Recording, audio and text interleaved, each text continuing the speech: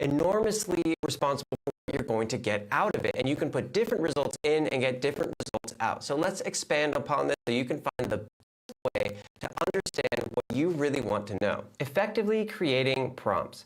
You can have levels of explanation. You can explain the sun as if you would explain it to a first grader or an astrophysicist or somebody that works at SpaceX, which is going to be a completely different depth of explanation. You can ask top books I should read this year versus top 10 books I should read as an up-and-coming musician. Now on to the ChatGPT prompt formula. We've broken down how to effectively create a prompt into 5 simple steps.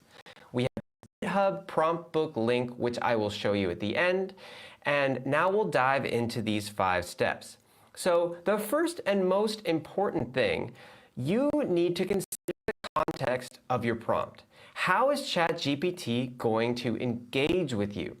You can ask ChatGPT to act as something. It can act as a personal trainer. It can act as a therapist. It can act as an expert in gravity. It can act as a genius musical composer. You need to ask ChatGPT to be whoever you want it to be to get the right answer. So if you're asking about music, you want it to be an expert musician. If you're asking about food, you want it to be an expert chef, etc., etc. If you have a text thread already going and you've, say, asked ChatGPT to add a travel guide, and suddenly in the same chat you change your mind and you have a completely different question, you should say ignore all previous instructions before this one, because ChatGPT has short-term memory. So it will remember a conversation, which is what allows it to, say, break down an article into 10 bullet points, and then you can just say summarize number 3, and it will know exactly what you're talking about and do it correctly.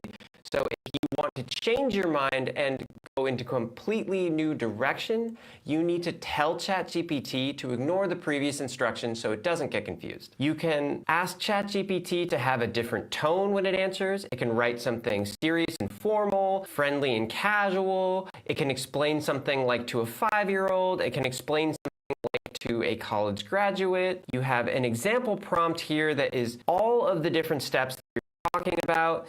Step number 2, give your model a task to complete. It's helpful if ChatGPT knows what task are you trying to complete. So if you say your task is to break this article down into 10 bullet points, or your task is to synthesize the information I'm giving you and write me a meal plan, whatever it is, it's helpful to be as specific as possible so ChatGPT knows exactly what you're trying to get out of it.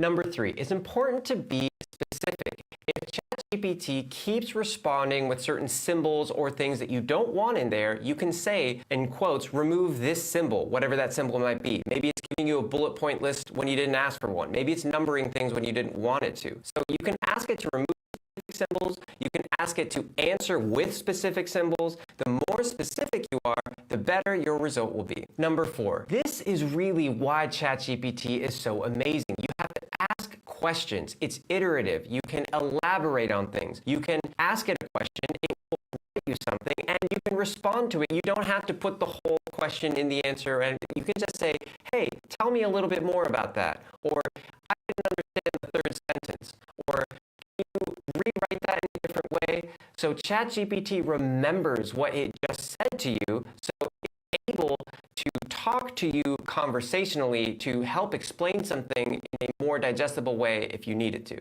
And number 5, if you don't like the output, just rework your prompt, try again. That's what I mean by iterative. Sometimes it takes a couple tries and you have to say, okay, I asked it to act as an expert in this field, but that didn't quite give me the answer that I want. Maybe I should ask it to pretend to be a professor at a university in this field. And sometimes it does take a couple tries, but if you're willing to work with this, this is the future. As AI keeps coming in and will be more and more embedded into society, learning how to ask the right questions to get the results that you want is so important. A couple unique prompts that are fun to play around with is you can ask, what would not think of on this topic? Or what are some uncommon or less well-known answers to this same question? You can ask ChatGPT for the things that you can't even think of, and it can help you understand the questions that you need to ask. So now let's take a quick look at this GitHub prompt book. It'll open in this page here, so you scroll down.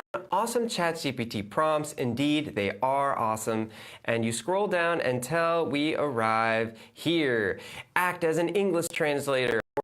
Act as a Linux terminal, act as a position interviewer, and so on and so forth. And these are all the prompts that people have already made to act as specific people and experts in different fields, and a screenwriter, a novelist. And this tells ChatGPT, how do you want to interact with it? Who should it be? What kind of information should it pull from to give to you? And these are such a wonderful starting point for when you're looking ask ChatGPT a question. I highly, highly recommend you dive into all of these, well, or at least the ones that are relevant to you.